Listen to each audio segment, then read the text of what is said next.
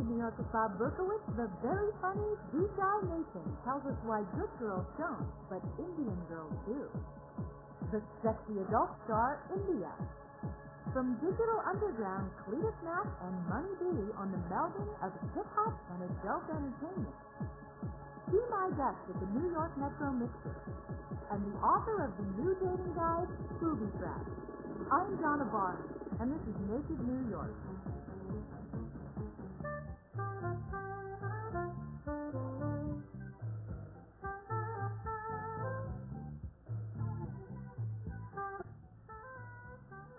Meet June Marshall. Her latest book is called Booby Trapped, Men Beware, the Dirty Seven Sisters, a dating guide for the 21st century. Welcome, June. Glad you're here. Thanks. How'd you get into the whole business of writing relationship books? 20 years ago, I was a single woman in New York City, and many men were coming my way. However, I noticed that a lot of these men really weren't ready for a relationship, and they may never be relationship material.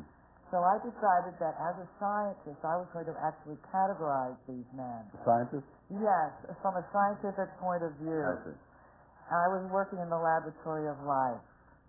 And I saw that these men that really wanted relationships, they were looking for a relationship, but they are not ready for a relationship. And may never be ready, because to be in a relationship, you have to bring something into the relationship other than your own needs and your own wants. Okay, but this book is sort of a warning guide to men about women out there who are not good for them. That's right. After I dissected the males and decided they were certain categories, I saw that there were certain women that never should be in a relationship and cause nothing but heartache to men. So, for example, PMS Queen is your first category. That's right. The PMS Queen stands for Perpetually Menstrual Shrew. And that means that she's premenstrual, she's just about to get her period. She is menstrual. Right. She's on her period.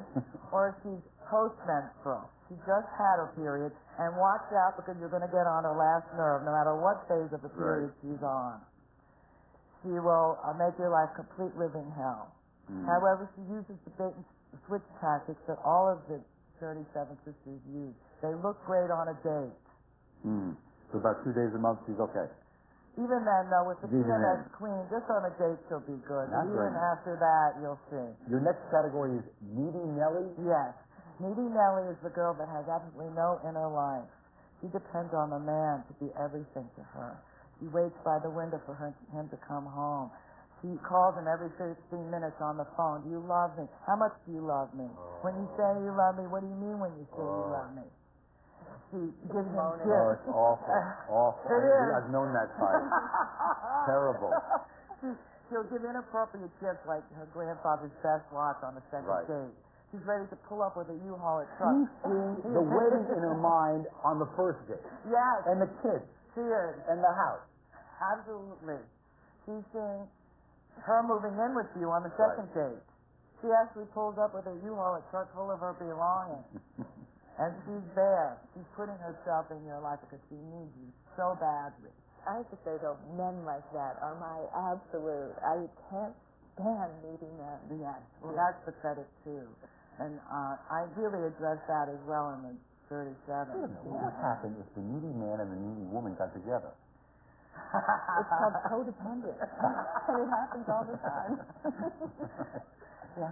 Well, unfortunately, the way it usually works is that the opposites attract. A needy person will be attracted to somebody who really does have their act together. All right. Material girl is yes, the material girl I have divided into 3 categories. We have Jimmy Money, who's only interested in what the man makes. She'll ask him what he makes on his first date. No, she asks him not what he does for a living, but how much. Now, come on now. Yes. Who would be so brazen? I've had many men tell me that. Do you know anybody who do that? I must have been trying to be a little bit more savvy about it, but I had a man once ask me how much money I made. Yeah. That's amazing. But their agenda is money. And the material girl is a heart of coldness. She's like a silver dollar on ice.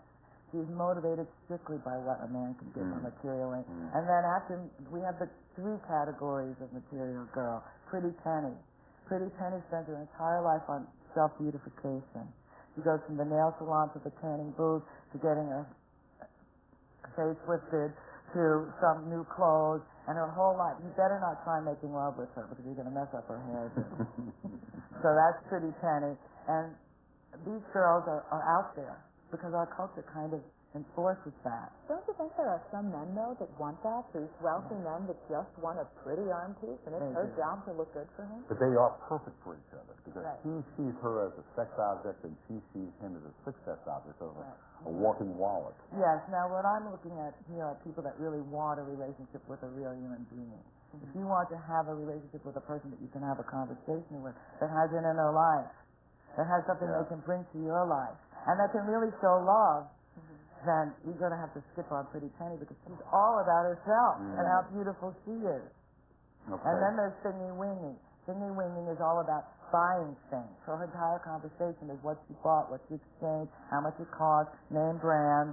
If you're sitting on her couch and you're her husband, beware. Especially if you have a glass of wine, because the couch is much more important to her than you are. What's the wine have to do with it? Well, just in case you spill the wine on her precious I see. little fabric. Then there's Shopaholic? Yes, Shopaholica is the girl that's keeping you in the picture, but you really are not for her. She doesn't want you. She keeps you around for a booty call. But in fact, Well, this is she's good for looking something. but she's looking for someone else, someone better, and she lets you know it.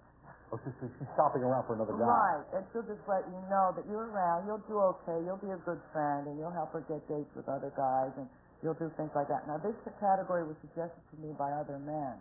See, I researched with men on this. Mm-hmm. This wasn't just my observation. I have to admit, I was that girl. You were? About Really? 6 or so years ago. Yeah. Now, what would you do? I wasn't ready for a relationship. I was, to be honest, kind of hung up on this other guy that I was, not past yet, but I was wanting kind of to hang out with people and have fun, and I was really honest about it. Look, I'm not looking for a relationship. I'm in love with this guy. If you want to hang out and have fun, great, but don't expect more. And what did the guy say to you? And most of them ignore that. They really, it's amazing to me. This one guy used to say to me, God, your tact is like out the door. And I was like, you don't listen. I flat out spelled it out to you. And you'd still be thinking we're going to run off to the altar together. So they thought they could talk you into the relationship. Yeah, they thought that, they were different and that I'd changed my mind, and they just weren't hearing it. And were they ever right? No. Never. No. Well, and that one guy to this day thinks I didn't give him a chance. It's like, you didn't get it. Yeah. Well, I think that some men actually do bring this upon themselves with their own blindness because they have their own agendas and what they want. See, I think usually the opposite of what Donna was saying is that usually it's like, women will ask a guy, well, do you think you ever want to get married? No, I never want to get married. I hate the idea of getting married. Marriage is the dumbest thing in the world. But they think they're the one that's going to convince this guy to get married. Yeah. And that she's going to change his mind. Yeah. Well, So that's they never listen. that's the wedding bell. She's one of the Dirty Seven sisters. Yeah. What about her? She's all about the wedding. She is actually naming the kids on the first date. She is talking about all of her friends' great weddings, and she's always a bridesmaid, never a bride. It's all obsession about this big storybook wedding. And then once the marriage takes place, though, she's accomplished her goal. Now what does she do? She sits around the house and sweats, doesn't bother washing her hair anymore. And sex? Sex is out the door. Never happens. Yeah, exactly. Psychobabbler. Okay, psychobabbler is a very difficult woman. She analyzes the relationship to death. There you are lying together after a beautiful night of sex, and she wants to know if it was good for you. Then she wants to talk about why it was good for you. And she might write you a poem about why it was good for her. And then she might perform that poem in some interpretive dance. And she just, the relationship cannot live a spontaneous life with psychobabbler. She's also a stalker. She will follow the man around, check his email, check his wallet, she'll break into his computer and That's see. please. Yes. The mom is your last category. The mom is the one who knows that she's right. Mom knows best, and the poor man is a stupid fool. She's worse than one of the kids.